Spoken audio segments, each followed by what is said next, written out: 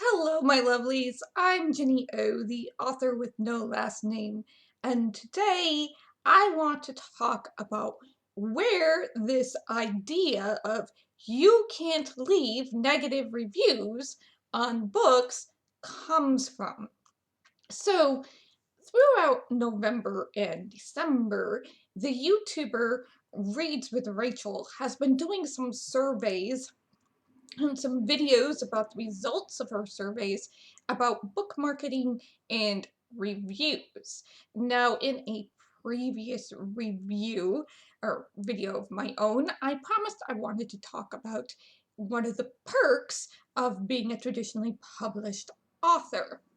So, because Reads with Rachel has a kind of large following, she has a pretty broad sample from her YouTube channel, her Instagram, and I think she has a TikTok, to pull responses for these surveys off. I want to talk about this one because it did come up in the video, and I believe an indie author left some comments on either her Instagram or her TikTok about readers should not leave negative reviews. And I also want to talk about what you as an indie author have control over marketing wise. Now, one of the perks of being a traditional published author is that publishing houses will distribute what are called ARCs, or advanced reader copies or advanced review copies, for you to people like influencers like Reads with Rachel, or these very popular book talkers that I don't follow because I don't have TikTok. But it behooves these publishers to give these influencers free books so that they can start up the hype machine. Now, most of these reviewers do not review indie published books. They might review some vanity press books, but most of the time, in their little regulations and stuff and instructions for reviewing, they don't review indie books because they know if they did, that they would be inundated by indie authors who aren't going to pay attention to what types of books they read, what genres they read, what age group they read, and it will become a real problem. Whereas publishers are going to do a little vetting on the TikToker and the social influencer. When they put it up on BookBub to have so many different so many copies go out to reviewers and everything, they're going to look for the reviewers who like the type of book, and they're going to make sure that it ends up in the hands of people who potentially are going to give it a positive review. Now, this has not always worked, but that is the kind of the way that the system goes. You are leaving this part of the marketing as a traditional published author, to your publishing house. And whereas if you're an indie author, you have to go searching and hoping and praying that you can find a reviewer who will take your books. Now, I, as an indie author, do reviews, indie published science fiction and fantasy. My stipulations are on my blog, and I don't get a lot because obviously I don't have a really big following. But there's also this kind of stigma that is now showing up in the traditionally published community, that has been in the indie community for a very long time, of readers shouldn't leave negative reviews on books.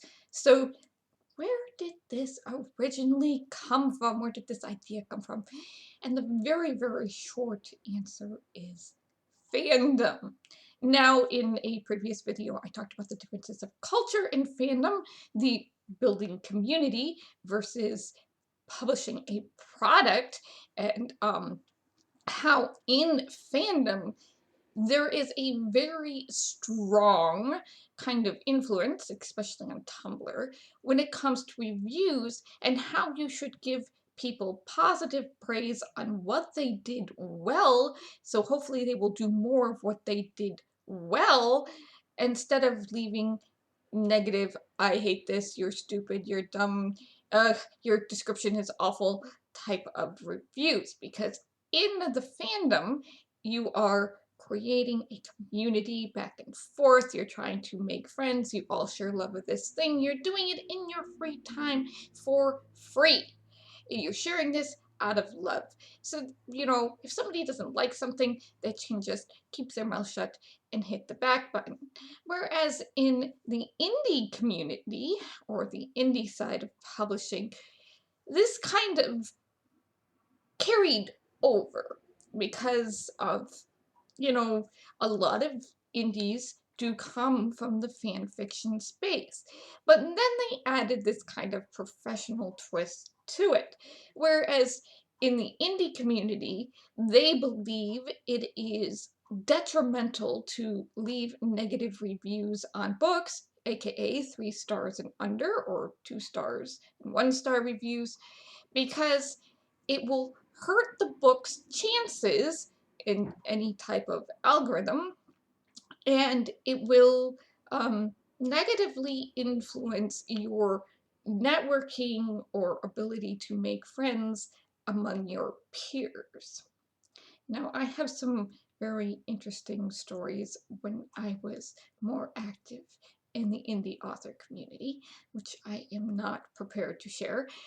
But I am going to tell you right now that this kind of we must be kind to each other comes from the fandom community, and it is kind of infiltrating very slowly into the traditional publishing space, and this is going to be very detrimental to readers. So what was really interesting about the Reads with Rachel video about this, and I do strongly recommend you go watch it. I'll try to leave a link in the video below in the description, that readers do not trust a book that only has 5-star reviews, and they don't trust a book that only has 1-star reviews. So you need a broad cross-section of 5 to 1-star reviews on your book so that they can kind of browse and go, this is why people really love it, and this is why people really do not like it, and maybe because what they don't like, I'll like. And they want to know that authors are not paying for reviews by AI chatbots. They're not getting reviews that are paid reviews that are summaries with really great book tacked on to the end. Um, they aren't having their family and friends and coworkers review their book and leave glowing reviews. They don't trust things like that. And they're very right not to trust things like that.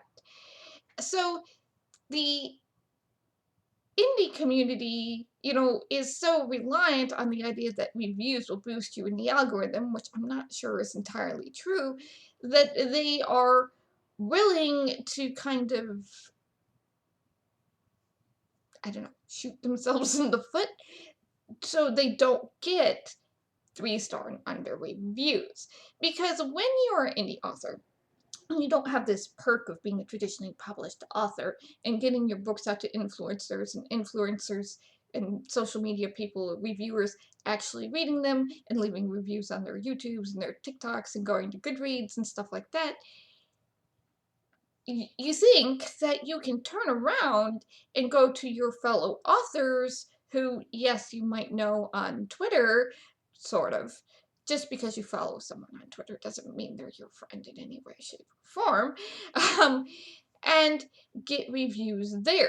Well, when you have this kind of from fandom, oh, we're a community and we can't leave each other negative reviews because it's going to um, hurt our chances at success, and going to hurt each other's feelings. It makes it really hard for any of you to find success unless you're writing isekai and posting over on Royal Road. Where, you know, you build that community in Royal Road and then go publish the book and hope that they follow you over there, buy the book, and leave reviews. I read this on Royal Road and I bought it and I'm leaving a review in support of the author. Now, sometimes I just want to put this out there that sometimes reviews aren't meant to be kind. They're not meant to be nice. And trying to be nice and kind all the time is not actually beneficial to anybody. Especially when you're selling a product, you know, like, no, not everybody's going to like your product, and that's okay. I mean, I have a 2-star rating on The Long Prospect. I don't even know where it came from because there's no review for it. And, you know, so they didn't like the book, they didn't finish it, whatever, they left a 2-star review, and I'm kind of stuck with it going, okay, you did that, why? I don't, okay, whatever. You know, so, this idea that we are all friends and family and community when it comes to publishing is very detrimental to the people we're trying to sell to, who are looking for honest reviews.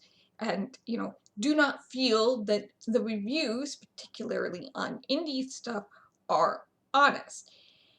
Because, you know, they can't trust, you know, these authors that come in and review each other's books and leave 5-star reviews of each other's books, because they don't trust those authors to be telling the truth, because, you know, the authors, they know authors are trying to kind of gimmick the system. Whereas if we would be a little more willing to be a little more honest with each other and leave, you know, 5-star, 4-star, 3-star, 2-star, 1-star reviews on each other's books, we might be able to convince the reading community as a whole to give them more of a chance, because, you know, okay, so this person liked it, and this is why they liked it, but this person didn't like it, and this is why they didn't like it, and I like things that this person didn't like, so I'm going to read it. I want to read the book and make it a choice for myself, because there's a broad range of opinions, from good to bad, about the story. And this is actually, you know, something that kind of does happen in fandom communities as well, is that once you get outside the AO3 space and you start getting into Discords and chat rooms, and, you know, and you're the same people, and you love the same thing, and you start talking about the different stories you've read, and you start recommending things and stuff, and some people are gonna be, oh, I love that one, and other people are like, oh, I hated that one. It was too much angst for me, and you're like, I am in the mood for angst. Give me all the angst in the world. And there's still that back and forth of word of mouth that only works if people are honest with each other, and they're honest because they, you know, love something, and they're, you know, not being paid to be, you know, unhonest about it.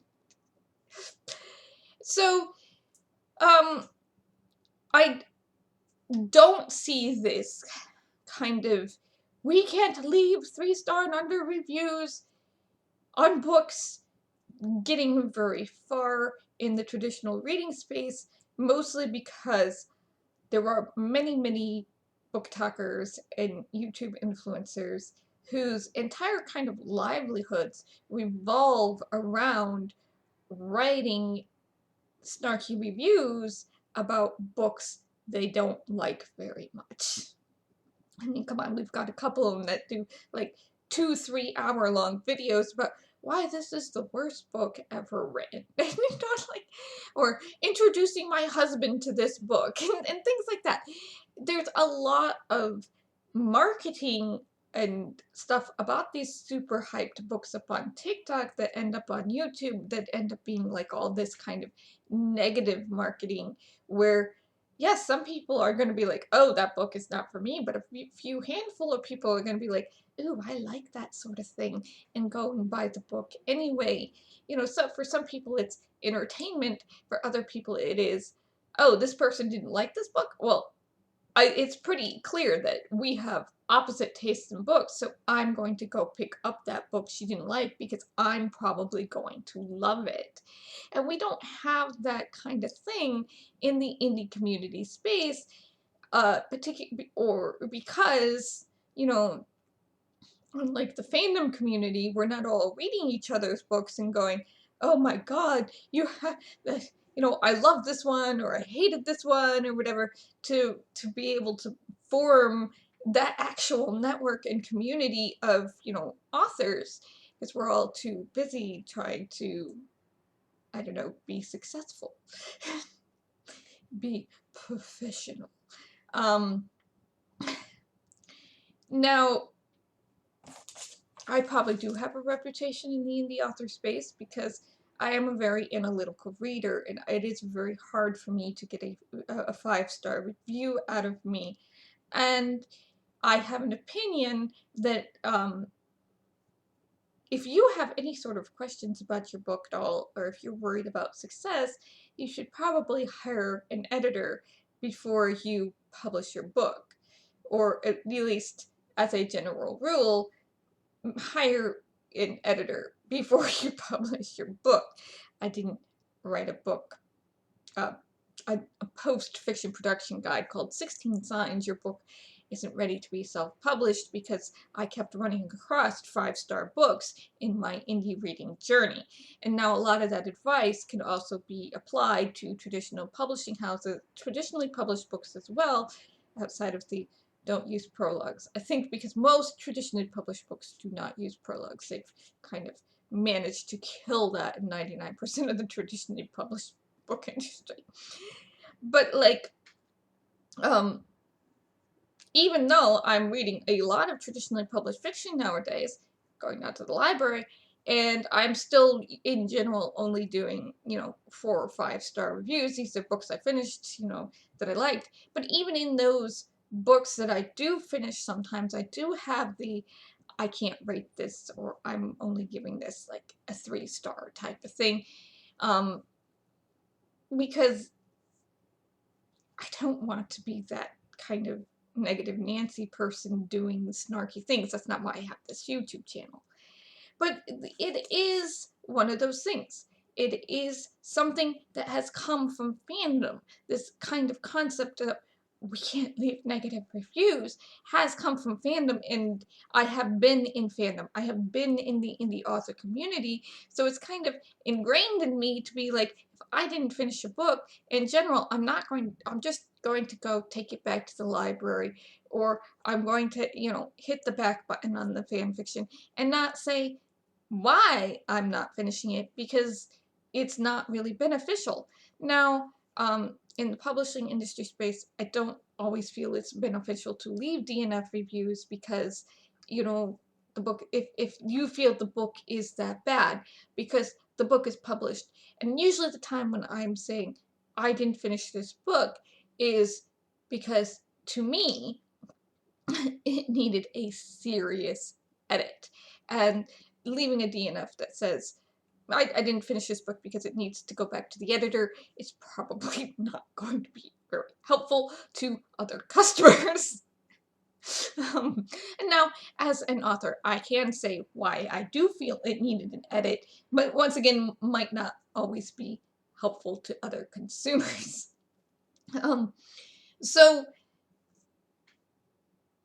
the perk of being a traditionally published author is that, yes, most of these reviewers who have blogs or YouTube channels or tech talks and stuff will read your books automatically, and many of them will get them from free as an advanced reader copy from the publisher. And you don't have to do anything about it.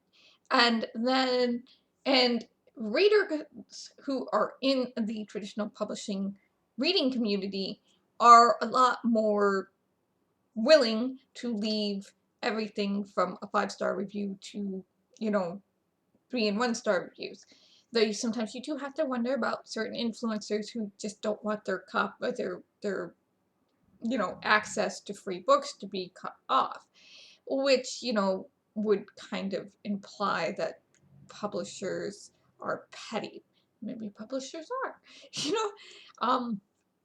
But you can find that kind of anywhere, and that this idea that, you know, we can't leave negative reviews because it's going to hurt success and it's going to hurt the author's feelings comes from the fandom space. And one of my things as as an indie published author is that if you cannot handle negative reviews from anybody, if reviews hurt your feelings, don't publish. Put that book in the drawer, maybe go to a, you know, a print-on-demand vanity publisher, print out like 20 copies and give them to your friends. But don't publish in the big internet world, because people are not nice. They aren't kind. They have bought a product and they expect a certain amount of professionality out of that product. And if they don't get that type of quality that they're looking for, some of them are just going to leave. This is a bad book. This book is trash. I didn't like this book. This book needs an editor type of reviews. And unlike a lot of those, the very few low star reviews I've done, I did to kind of express how I would do it in a way. And I did, you know, say before the whole review thing is that this was not me trying to discourage writers from writing. This was me saying, as a customer, the book needs a lot of work before, you know, it's actually ready to be published. Look, it takes a lot of ego to publish a book. I have a lot of ego.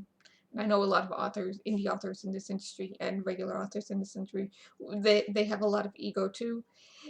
And you have to find the balance where of the enough ego to publish the book, but enough humility to take feedback on the book. You know, if it's good, actionable feedback, you know, can you apply it to your further writing? I'm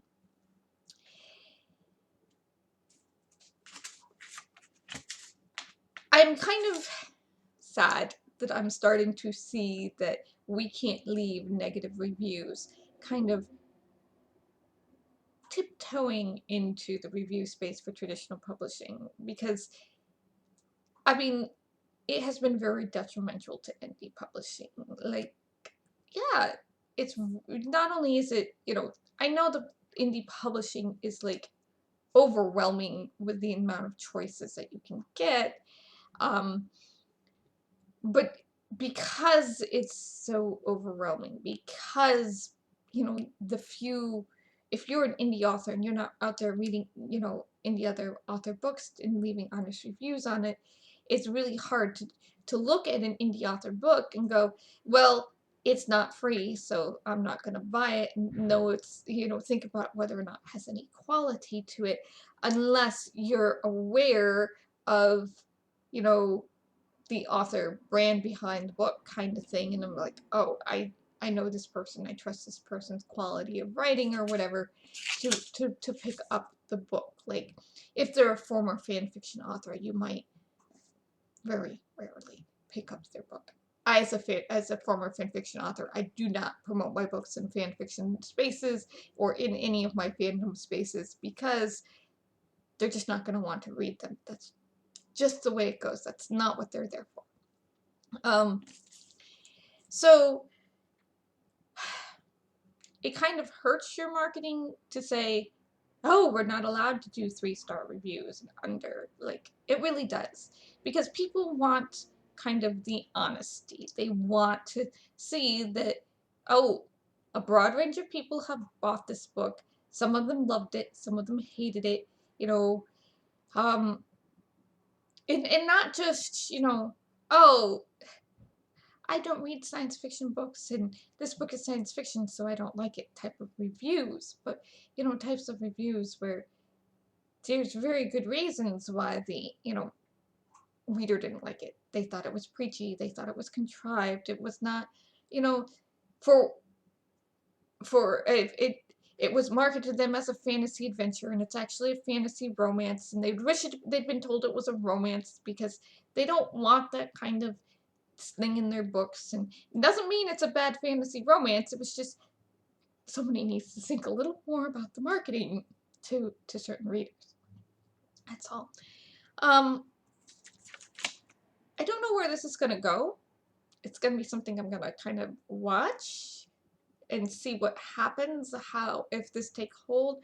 Right now, what I've been seeing is an adamant rejection of this concept of we can't leave negative reviews in the traditional publishing space among that reader group. I just massive blatant rejection of it, like, oh my god, she is insane type of thing. She is crazy to think that this is gonna fly in, you know, review spaces, especially where in review spaces that they get their patronage because of their snarky reviews type of things, and they leave a snarky review and then at the end of the review sneak in, if that doesn't sound good to you and you're looking for alternatives, try these instead type of reviews. So, community versus a product. And I don't see, and I'm hoping that the indie community, the indie publishing space can kind of shrug off this idea that they're trying to all make friends with each other and be a networking community, and realize that they are selling a product, and that as professionals, you know, it's okay to pass your books around for peer reviews, and that, you know, go ahead. I know there's a group of people who have my books that they think I gave them for free, and I know they are like, ugh, she does a lot of head hopping. Go ahead, leave that review. Other people might like Third Up. Maybe they'll like the story, that style. You never know, honestly. Okay? Take care of yourselves, my lovelies. Stay safe. Bless. And I'll see you in the next video.